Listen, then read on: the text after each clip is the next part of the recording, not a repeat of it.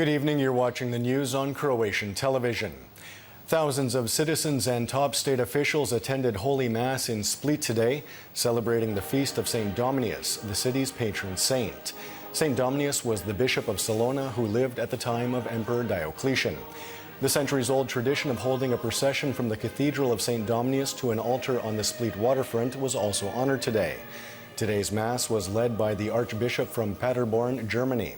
He was welcomed by Split Makarska Archbishop Marin Barišić, who noted that this year the feast of St. Dominius was being celebrated in the year of the Father. As such, Archbishop Barišić called on all fathers in the image of the Holy Father to be a source of support for their children. Only 2 weeks remain until the local elections. The 13-day campaign period began at midnight last night after the State Electoral Commission published the official candidate slates. On May 21st, citizens will be electing county prefects, mayors, municipal leaders, and their deputies, as well as representatives in municipal, city, and county assemblies. The Administration Ministry has called on citizens to double-check their status in the voter registry by Wednesday. A new airline route was christened at Osijek International Airport today. The new route will fly from Stuttgart to Osijek and back. There will be 2 weekly flights year-round, on Tuesdays and Sundays. The cost for a one-way flight will be between 30 to 60 euro. This is good news for many in Slavonia and Baranja who work in Germany. This is an excellent thing to be here in Osijek in just 1 hour and 15 minutes. This is phenomenal. We are positive that this flight will be well booked throughout the year, not just because of the large number of Croats living in the state of Baden-Württemberg, but also because our tourist board has taken an active role in bringing German tourists to Osijek and this part of Slavonia. Today is World Red Cross and Red Crescent Day. The day was marked in Croatia with a demonstration and exhibit at Zagreb's Jarun Lake, where visitors were able to find out more about the organization's activities. Here, visitors can see a truly impressive exhibit of the work the Croatian Red Cross does. But without our citizens and the role they play, especially in crisis situations, there is no organization that can do enough. The citizenry is the key to resolving any situation, especially crisis situations. For this reason, we have organized this event to remind them of their role.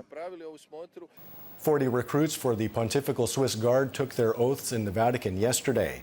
Among them were Croats Nikola Špoljar and Andrew Galantaj, whose parents emigrated to Switzerland. The two men will be among the 110 officers and soldiers guarding the entrance to the Vatican and Pope Francis. Recruits are sworn in every May 6th in memory of the 1527 sacking of Rome, when the Guard defended Pope Clement VII from an attack by Charles V. This is a great honor for me and my family, to be able to do something like this for the Church. The ceremony was unbelievable for me. I really enjoyed it. It was difficult, but that's what made it enjoyable. The town of Garešnica in Bilogora County is building its tourism sector on Gastroflora, a gastronomic and floral event at which everything on offer is 100% domestic, from traditional foods to handcrafted goods. They were joined by their friends from Šibenik who brought fresh prawns and tuna. Our mission out of principle is to support anything that promotes Croatian products, the Croatian people and Croatian traditions.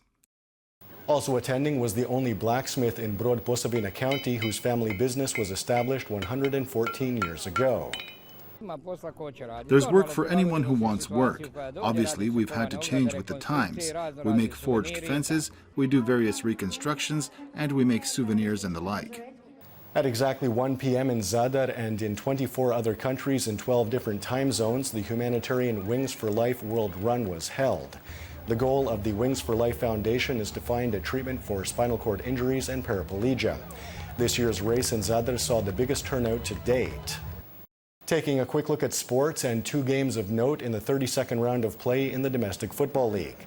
Lokomotiva Zagreb handed Rijeka their first loss of the season last night, beating the league leaders 1-0.